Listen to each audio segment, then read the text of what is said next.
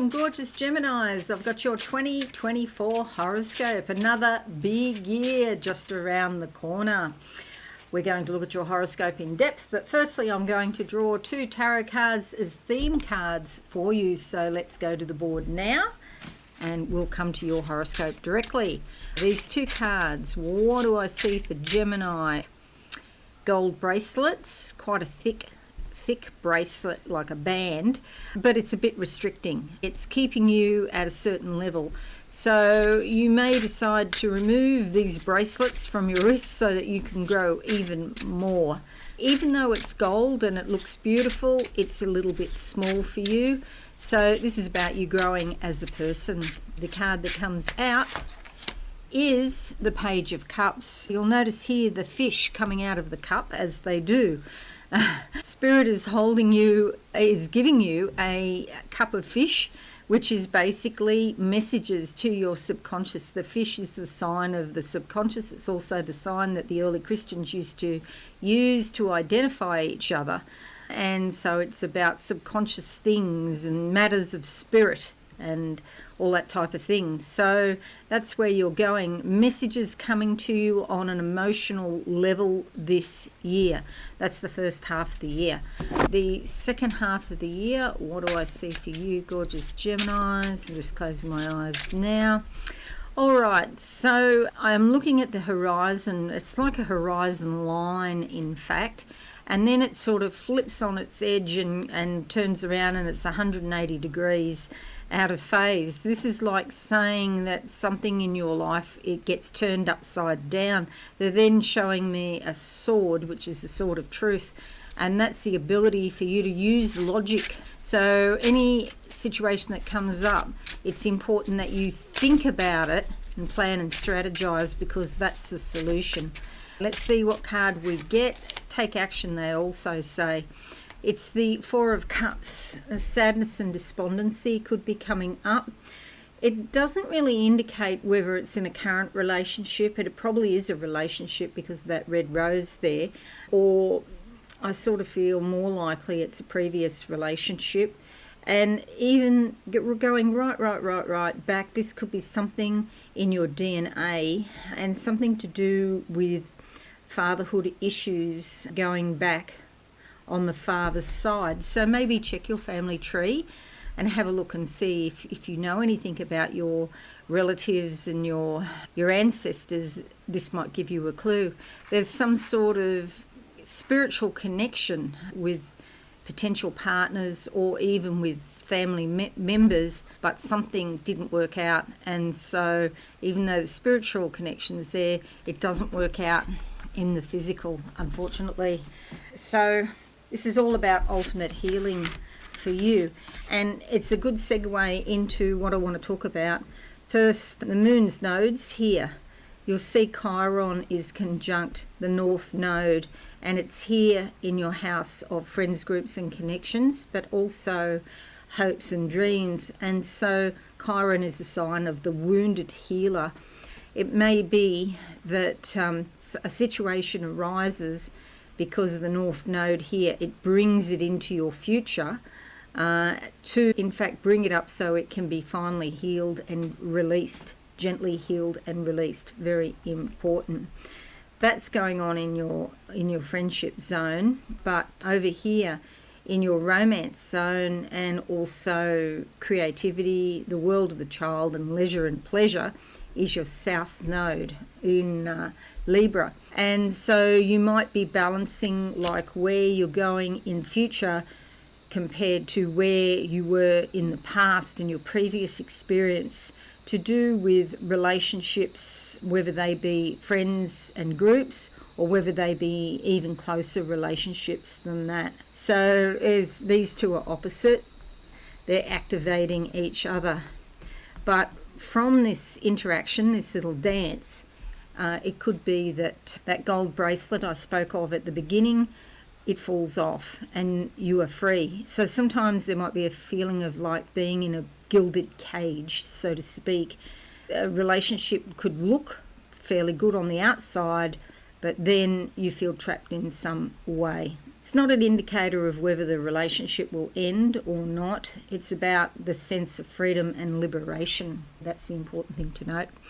Your ruler Mercury goes retrograde 3 times this year, and I'm talking about Mercury retrograde for you and also for Virgo because it's your ruler, your ruling planet. I'm not talking about the eclipses in this video which are not in your sign, so do keep an eye out for my eclipse videos when I do them. Your ruler Mercury is turning direct on the 1st of January, so this is a beautiful omen for the start of the year, all about having clear thoughts and communications. But the 3 retrograde periods, the 21st of February to the 17th of March in Pisces, the 18th of June to the 12th of July in Cancer, and the 30th of October to the 20th of November in Scorpio. During these periods of time, there's a potential for misunderstanding and miscommunications. It's not the best time for travel because often there are delays, and if you're travelling with many legs, one delay on one leg can kick on and impact all of the other legs of your travel itinerary, so best avoided. And then the other thing, it's not great for signing contracts because when Mercury turns direct, things change and you've signed a contract for a situation that no longer exists, and you may need to go back and revisit that time or revisit that contract and make some other arrangements. It's not the end of the world though. There are some good things about Mercury retrograde. It often brings things back from the past, hence the 4 of Cups here, for you to deal with and get it finally finished. If you start a craft project a week before these dates here, then it's a great time to go back and finish that, for example. The other thing to note is that Pluto is going into Aquarius this year. Now, last year it went into Aquarius, it's gone back to Capricorn, and then it's going into Aquarius again on the 20th of January to the 1st of September. Then it dips back into Capricorn for a few weeks from the 19th of November, from the 2nd of September to the 18th of November. Then from the 19th of November to the 8th of March, 20 years later, all that time, it will be in Aquarius. And for you, this brings huge transformational changes to your horizons and how you see the world, because you realise the world is a really big place out there, and it's time for you to have your piece of the world, have some action, and to take up your place, your rightful place in the world.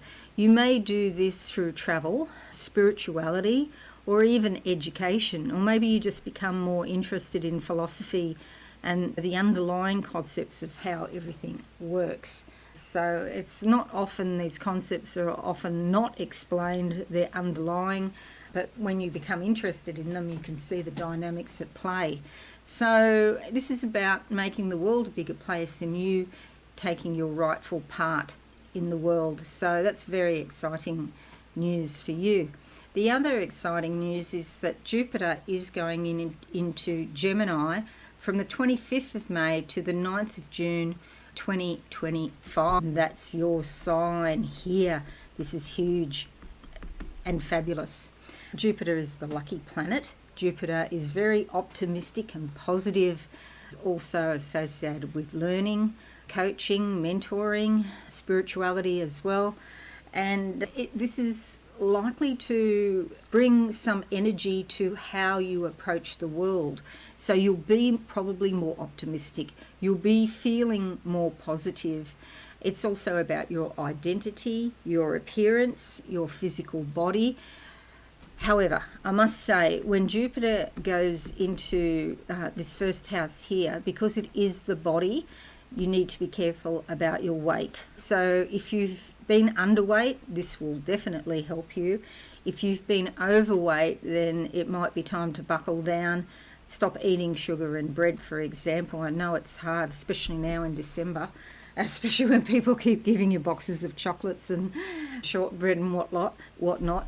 but it's really important because anything that Jupiter touches, it makes it bigger. So because that's the house of the physical body, it's not the best time for diets, I must tell you that. So that is your 2024 horoscope in a nutshell. There is a fair bit going on, as there is every year. But for you, your ruler Mercury retrograde is fairly important. The Pluto going into Aquarius is fairly important, and Jupiter into Gemini is super important. Thank you so much for watching, everyone. I hope this is useful for you. Please leave a like and a comment. That would be fabulous. And I just want to wish you all a very Merry Christmas if you celebrate it, and also a fantastic 2024. We're all going to be so busy and there's so much activity. And for you, Gemini, sometimes you might need to take some time out because your head will be whirring with energy. So there's just so much to do and so much to think in 2024. Have a fabulous year, everyone. I'll see you all again soon. Bye for now.